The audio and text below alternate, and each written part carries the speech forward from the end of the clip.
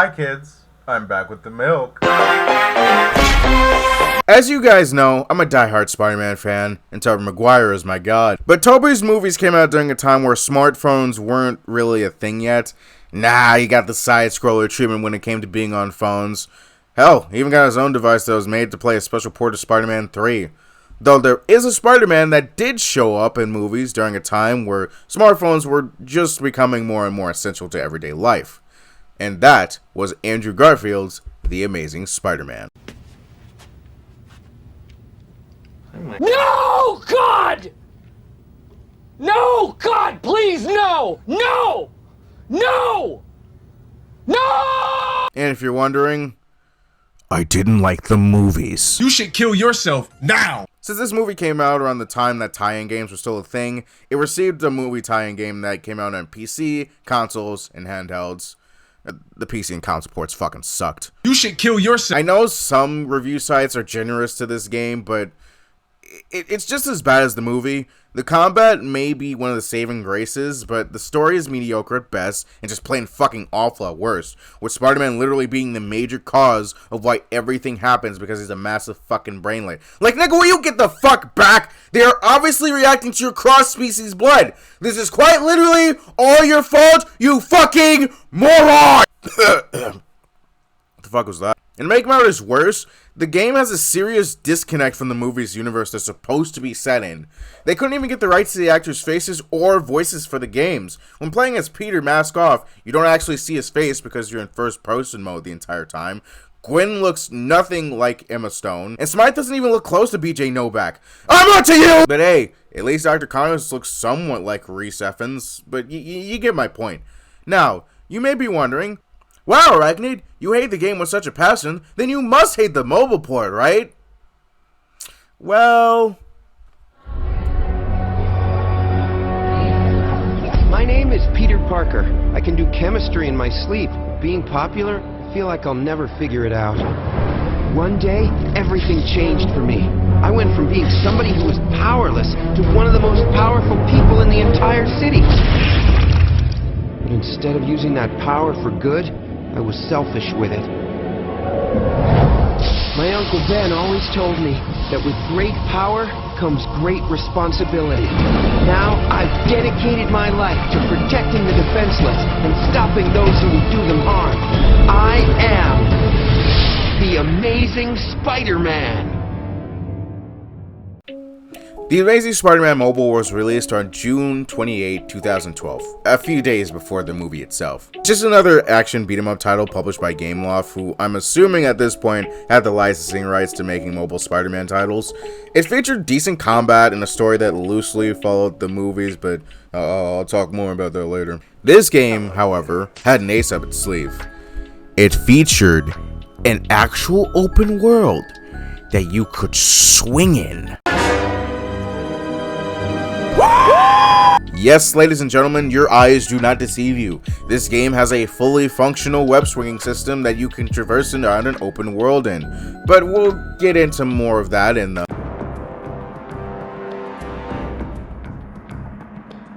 Now, make no mistake, this game definitely uses a similar engine as Total Mayhem, but they added a few tweaks to make it better.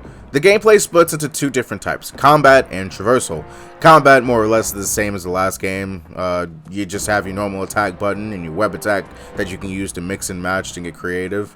This time around though, the Spider Sense dodge prompt is a lot more front and center than in Total Mayhem, meaning you have to watch for your Spider Sense to flash, then you can hit that button to dodge and counter. But since the button is front and center this time around, you can very easily hit it by mistake and kill the flow of your combat. And as a result, you can get hit by, well, any attack since you can't cancel the animation of dodging. Another difference this time around is that you don't have all your moves by the get-go. You need to purchase them from the skill tree. You couldn't do that in Total Mayhem. You more or less could only upgrade your attack power, health, or XP bonus. You even have the same special move as in Total Mayhem, but this time instead of allowing you to move around and cover more ground and enemies while the animation is taking place, you're just planted in one spot. While I am a little shitter-shattered about that, I'd arguably say the super move in this game is a lot more devastating here than in Total Mayhem. So I can see why they felt the need to nerf your ability to move with it.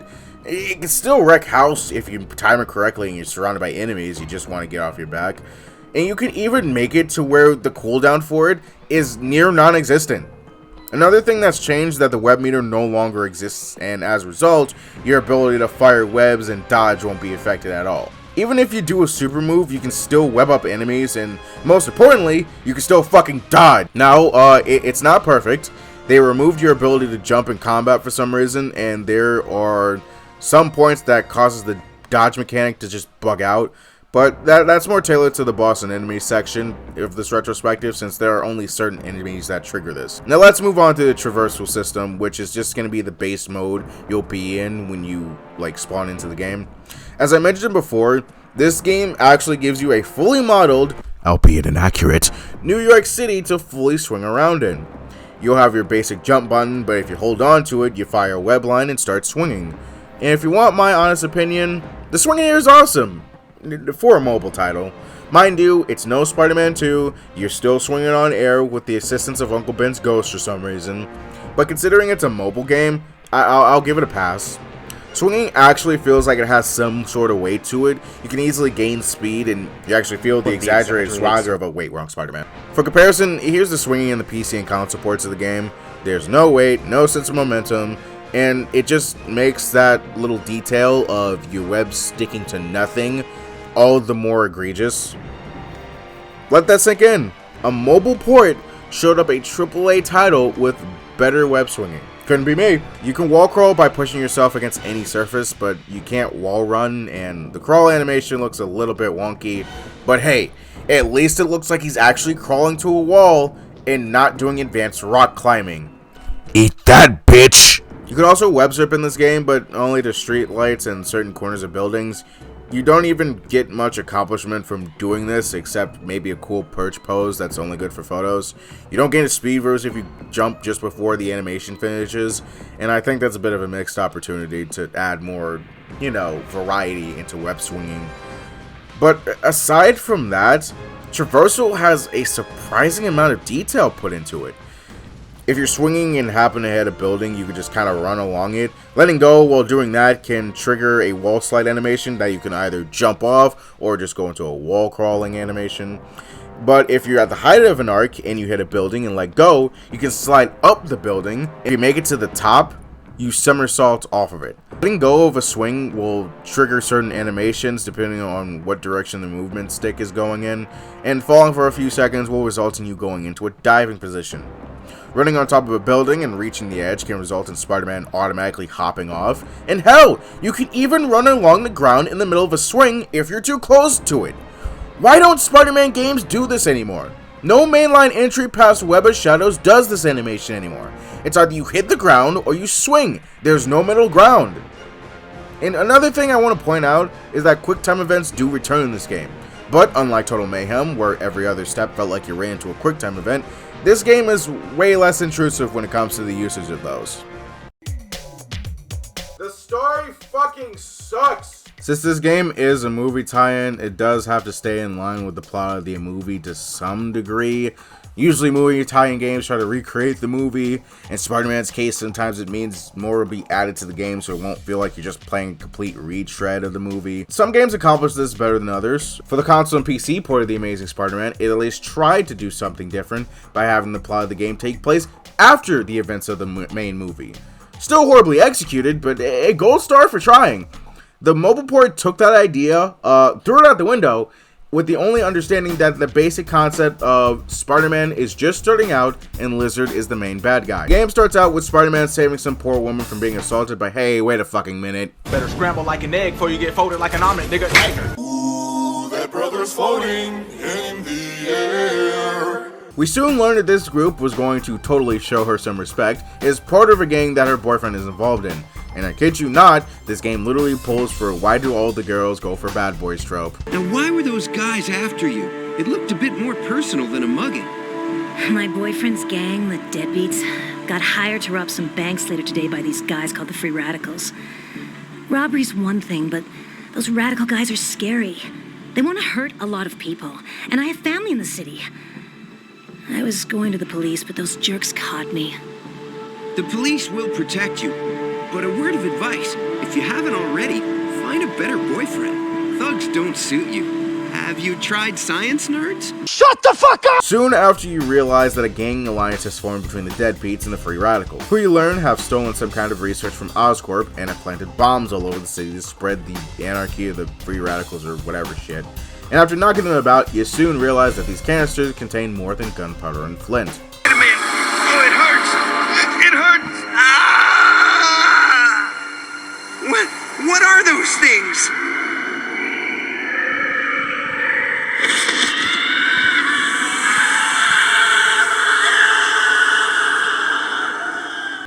Yep, turns out it was a weaponized formula stolen from Dr. Kurt Connors that for some fucking reason turns people into giant man-eating lizards. And then the actual lizard shows up on the bridge, but instead of it being nighttime and having to save people, it's broad fucking daylight and we have to fight him. He gets aware after playing cat and mouse games, and we realize that not only is the lizard Dr. Connors, and we've been played for as a sap, he also set up gas canisters around Central Park and we have to track down and disarm before they detonate. As the lizard escapes, we find out too late that the final canister has been tampered with and it explodes in our face. I really don't know how that caught us off guard, since our spider sense would have warned us about that, but go figure. We run off to hide by the ambush only to pass out. And when we come to, we have good news and bad news. Good news is, we haven't changed to a scaly freak. Bad news is, that in the explosion, our web shooters have been damaged. This fucking blows so much. I can't swing. See, this is why I prefer organic webs to mechanical webs, because then shit like this doesn't happen. Like, imagine if this is Tobey Maguire's Spider-Man. Tobey Maguire's Spider-Man would never have this problem. Gotta fucking run around like a chump. Not Spider-Man, I'm Running Man. And I just realized, since I have no webs, I can't use my special move. Because the special move uses webs. And the web shoot button is fucking blocked out. So after doing a few missions and finally getting them fixed... This is seriously why organic webs are better, because he could have fixed it himself. She doesn't even have a fucking tool in her hand. Why is it sparking? I think we did it. She only fixed one web shooter! Do it both! What the fuck? Huh? Now to get the cure.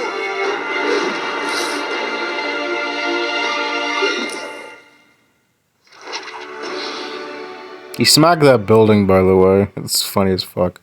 We have to go get the cure and disperse it, leading to disarming more fucking bombs! I am the bomb squad. And finally getting to the final battle where we stop the lizard once and for all, and in the process, destroying the top of Oscorp and ending the nightmare. Yeah, like I mentioned before, the story fucking sucks. It doesn't even try to stay true to the original movie itself, and I'm not even sure if that was due to time constraints or if Game Loft really just didn't give a shit. But this game was only related to Mark Webb's Amazing Spider-Man by name, costume, and villain alone. Hell, Gwen only gets a passing mention, and that's only for one mission where you have to impress her as Spider-Man by acting like her tier 3 sub, doing menial tasks to earn her favor, like parkouring over a certain number of cars or fucking running? What is this, kindergarten? Since when does a woman get impressed by how long a man can run? Hey, wait a minute! The story is just so dog shit, the only reason I stand to play it is for the gameplay. Oh, right. Let's not forget that the fact that the lizard is literally the only boss battle in this game. Yeah, you have your discount Kingpin from the Deadbeats hideout mission, but that shit doesn't count. The lizard is the only villain you fight in this game for multiple boss battles. And speaking of bosses... Starting the game off, you have your low-level street thugs that will try to fist fight you, carry around baseball bats, pipes, pistols, and... Wait a second. Is that a fucking Molotov? To be fair, they actually do explode upon hitting the ground instead of blinking like a fucking strobe light before exploding. The next area of difficulties are these lizard minions that have a larger health pool and are stronger than the human enemies, but obviously. They show up halfway through the game, and I'm gonna be honest, these guys are complete pushovers. They're so easy to telegraph, and they don't even have any notable differences when it comes to fighting them, as opposed to the normal human enemies. They could have made it to where they're more difficult to web up, or they can break out of webs faster, like, come on. Now, Oscorp soldiers, these guys can go fuck themselves. The missile launcher guys aren't so bad, as a matter of fact, they're very easy to counter, because after they fire directly at you, they activate You can easily counter by pressing the spider sense dodge, but the problem lies when there are multiple enemies at the same time and you're trying to deal with missile enemies trying to shoot you. Oh, I'm sorry, are you already in the middle of a spider sense dodge from a different enemy? It's too damn bad! You will be stuck there until the timer for the prompt runs out. No, you can't just consecutively dodge missiles while you're dodging something else. And no, I don't know why they overlooked that. Why isn't it possible? It's just not. Why not, you stupid bastard? And half the time, the missiles will hit you even though it was quite literally out of your control. The aiming system for what you do when you do catch a missile is kind of wonky. You go into this wind-up animation where you can choose where the missile goes, but the problem is that it's not always guaranteed that the missile will go where you want it to. A prime example is during the mission titled Racing Rockets, where you have to destroy these pod things on a building using rockets that are being shot at you to prevent counters left from being destroyed, and the sample you're looking for along with it. Now, that would be simple enough if it wasn't for the droves of enemies that show up and disrupt your targeting. I'm not fucking kidding. If an enemy's too close to you, it will automatically lock onto them and hit them instead of the thing I was actually trying to aim at. And to make matters worse, you also have to make sure you're close enough to what you're actually trying to target, or else the missile will just completely ignore the fact you were aiming at something and just blow up midair or hit the invisible wall that I can't get past. There's also these shotgun shield enemies that are somewhat hit scan. You can't directly hit them. Plus, for a period of time, they will lock onto you and you can't get behind them to hit them. There's no special prompt to take their shield away. All you can do is play Ring Around the Fucking Rosie until they fire their shotguns and stand there like morons so you can go take them from behind. Bro, what did you just say? I just said take them from behind. Nah, bro, that's still gay. No, you're gay. He's gay. I'm not gay. He's gay. Let's not forget the baton enemies that for some fucking reason have invincibility turned on just because they're carrying around fucking sticks. And the worst parts about these enemies, besides the rocket men, you don't get a spider sense prompt to dodge any of them. That fucking brainlet thought it was a good idea to not give spider sense prompts to enemies that have a fucking invincibility state. They don't even have a good reason as to why the spider sense doesn't fucking work on them. They're just normal human soldiers. Why wouldn't the spider sense work on them? What was the reason? What was the reason? And it's bad enough that the boss battles are few and far in between, but it gets worse when you consider that when it comes to the rogue gallery of villains, Larby Slim Pickens. As I mentioned before, the only real supervillain in attendance is, well, you didn't forget this is a movie tie-in game, right? This will serve as a pretty decent reminder, since legit nobody else in Spider-Man's Rogues Gallery shows up in this game. I think the closest we have is the Deadbeats gang leader, who is just a great value kingpin. You whoop his ass and you proceed to never see him again. And it's not like Gameloft doesn't have the rights to the other Spider-Man villains, considering literally in the last game we went against 6 of them. I'm gonna assume it was due to restrictions of the parameters when the developers were given to work with, because it's not like Gameloft doesn't have the rights to these villains, as I've mentioned before. As a matter of fact, you can actually go collect samples that are direct references to them. Pumpkin bombs from the Green Goblin and symbiote samples from Venom, which, funny enough, are both villains in the next game, and boy, do I have a lot to say about them. But we'll cross that bridge when we get to it. Now, you're probably wondering, how good are the lizard boss battles? Trash! I'd say sound design for this game is pretty decent. I'm assuming they brought back the composers of Total Mayhem to also work on this game, so I gotta give it to them. The impact of the punching feels good, the thorping sounds don't sound exact to the movie it's based on, but it's pretty good. Now, before I go any further, which Spider-Man voice actor is your favorite? Most people will argue between the 3, Josh Keaton, Christopher Daniel Barnes, Get back here, Shocker! Shocker! You can't escape me! I'll chase you to the ends of the earth! and Yuri Lowenthal. Oh boy, will he become relevant later. Those are most likely the top answers you will hear, but what about this worst Spider-Man voice actor? The more ignorant will try to claim it's Drake Bell because of his, legal problems. But more often than not, you will be pointed to the direction of this Spider-Man. Now where is Cage and his search party? Where is MJ? Where's Cage and his search party? The civilian volunteers! Pretty redhead, arming a gas! You are no help! That APC! We got vehicles inbound! MJ!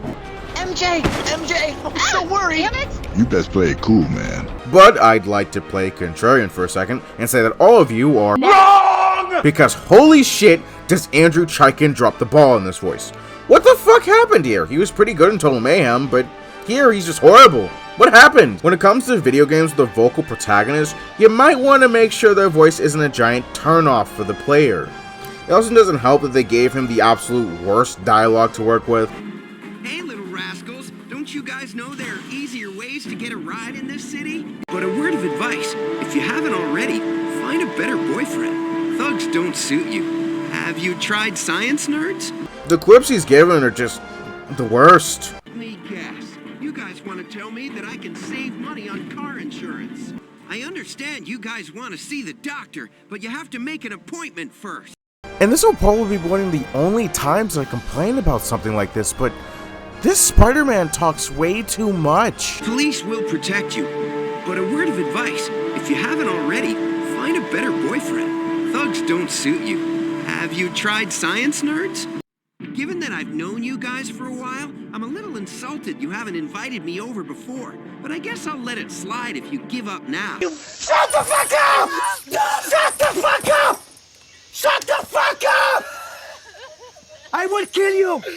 And then I will drag you out of fucking hell! And kill you again! Seriously, I hate this voice.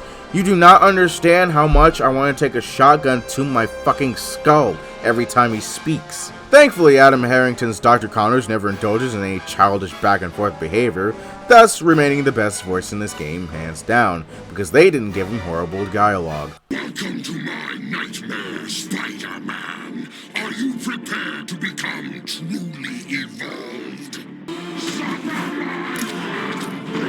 Stop calling me Connors! I'm the Lizard! And you, more than anyone, should understand!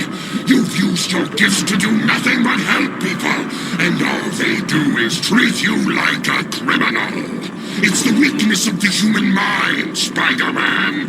It's built to be irrational and cruel! Nothing is over until I decide it is! You can't stop evolution! You can't stop me! Now face your doom, Spider-Man! Also, fun fact, did you know Adam was the voice for almost all the other male NPCs in this game? Guy's got range, but his best performance was Connors and the Lizard. Stop calling me Shut the fuck up! The differences between TASM Mobile and Total Mayhem is just night and day. Models and textures are a lot more detailed this time around, and Spider-Man has a full sled of moving fingers. And Spider-Man actually looks proportionally accurate as opposed to... And I know it's obviously modded to change Spider-Man's texture to Spider-Teen, like with Total Mayhem, but let's take a look at the base texture for Spider-Man, shall we? Oh my goodness! Is it just me, or does this suit look infinitely better in every other media except the one it first debuted in? It just feels so weird. The movie licensed games have a better version of this suit. Modders of other Spider-Man games have made a better version of this suit. Spider-Man PS4 has a better version of this suit. Hell, even cosplayers have a better version of this suit. Oh, by the way, like last time, if we can get 50 likes in this video, I'll link off to the Spider-Teen mod. Oh, hey, look at this. Notice anything? Yeah, that's right. The web isn't a poorly rendered flat texture. I mean, it's still a flat texture nonetheless, but at least it doesn't feel like I'm swinging on a dried out rope of sea. Yeah, and enjoy this while you can, because everything that glitters is not gold. The city's textures are pretty great, and even have some semblance of shine on them to convey you looking at windows. Don't be fooled by the opening cutscene though, the game doesn't have ray tracing. Liar! But still, for a mobile title, this game looks, dare I say, amazing. Shut up. Get out. Sadly though, there's no day to night cycle. You're a fraud, Spider-Man! To be fair though, not even Spider-Man PS4 accomplished this, so. I really want to see this game with a night shader because I feel like that would make this game even more better. Looks like Spider-Man 2 stays the undisputed king when it comes to details like this. Still, it just blows my mind how good this game looks. Aside from story missions, you could also do these side activities around the city to earn experience points to level up your Spider-Boy into a Spider-Man. You can upgrade your strength, unlock more attack combos, up your health pool, resistance to damage, even increase the amount of experience points and money you get for completing a mission or random task. Something that Spider-Man PS4 would shamelessly steal 6 years later, and Spider-Man 2 would steal 6 years before. You absolute leech! But wake up, dear. We have unlockables to buy. First, we have the... What's your name, kid? The human spider. The human spider, that's it? That's the best you got? Yeah. Oh, that sucks. Okay, I'm gonna be completely honest. I was completely caught off guard when I saw this suit wasn't unlockable. Now, the only perks you get is that you get bonus XP and bonus spiders when you defeat enemies and complete missions while wearing it. And the suit looks like a pretty faithful rendition of the human spider. Except speaking of spiders, the developers missed the fucking back logo. Could it really have been that hard to draw the fucking back spider? Now, originally the textures were unreachable, thus rendering this suit unmoddable, but it's come to my attention that the textures are moddable, and since nobody's bothering to fix this issue... Fine. I'll do it myself.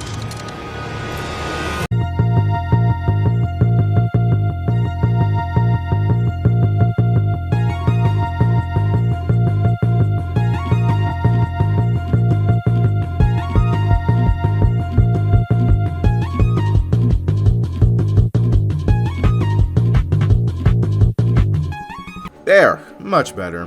Now we can go hunt down Uncle Ben's killer. Yeah, remember that shit never got resolved in the movie? By the way, if you're a stickler for detail like I am, the mod will be linked down below. No weird expectation required for it. But after collecting enough spiders, you can unlock the... You gotta be fucking kidding. Oh my fucking... The black suit! What am I doing in the black suit? I hate this. Shut the fuck up! Yeah, we got the black suit as an unlockable again, but this time it's the Spider-Man 3 black suit?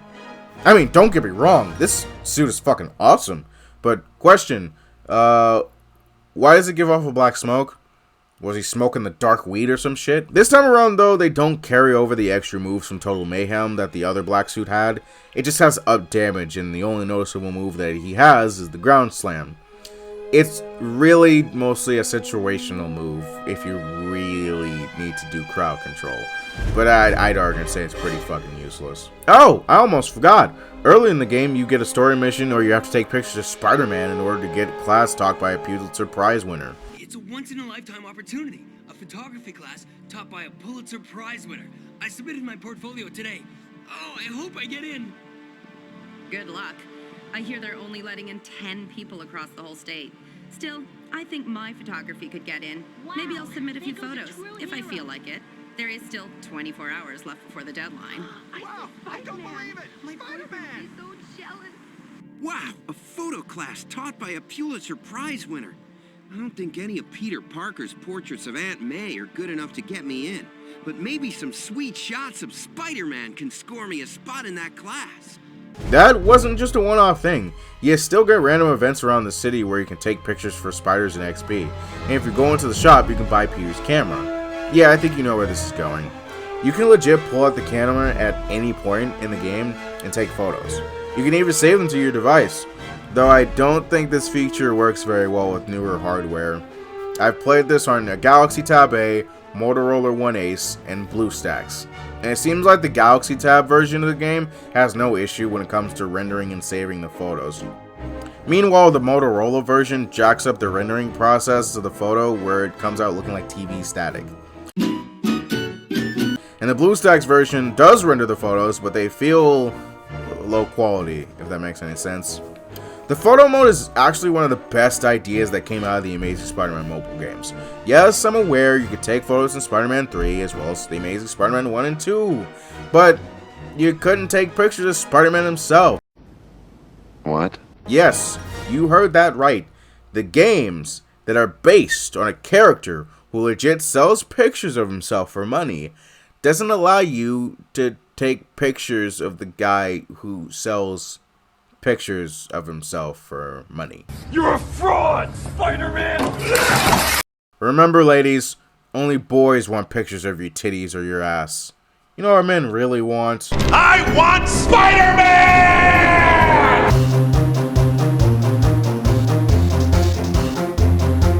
This game earns a Spider-Man 2 out of 10. The GameCube version specifically, not the PC port. We don't talk about the PC port. This game answered to a call some may have thought to be impossible.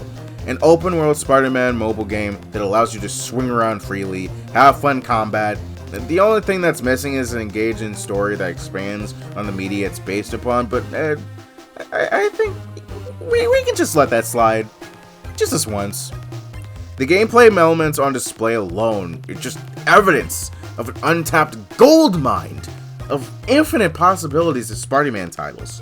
I really don't think this game gets enough recognition for what it did at the time, and it just got shoved into the pile of mobile game trash on top of it being a tie-in to one of the most lackluster Spider-Man games ever made, which recently that title has been taken by Far From Home. But now, you're probably wondering, how do you get your hands on this game? Well, it used to be on the App Store. Until it fucking wasn't. Yeah, similar to Total Mayhem, the game was taken down back in 2018. I'm guessing due to Gameloft's contract to license Spider-Man games running out. But unlike Total Mayhem, I was actually able to get this one on the Play Store before they got taken down. So, this time around, I sadly don't have a reliable APK file that I can safely suggest to you. But hey, I'll still put in some work and effort to help you guys out. Well, I found one on onlygamers.xyz that I found to be pretty trustworthy. So there's that. Once again, for those wondering about my accurate human spider fix, I'll leave a link to download down below. I know it literally just adds the missing back logo, but it means a lot to me that the suits are accurate because I am that much of a Raimi show. I also find it funny that the game included the black suit and the human spider suit from the Raimi movies, but it didn't include the red and blue suit. Maybe the developers knew that players would be more inclined to use that one instead of the TASM one, red and blue. Oh well. This video took an unnecessary amount of time to finish because I apparently never grew out of my ADHD. But I still have fun playing this game over and over just to discover details I may have overlooked during my previous playthroughs. I mean, I guess that wraps up the Spider-Man mobile game retrospective. I mean, I'm honestly surprised how short it was. Only 2 episodes. Oh well, no need to go any further. There's no reason to...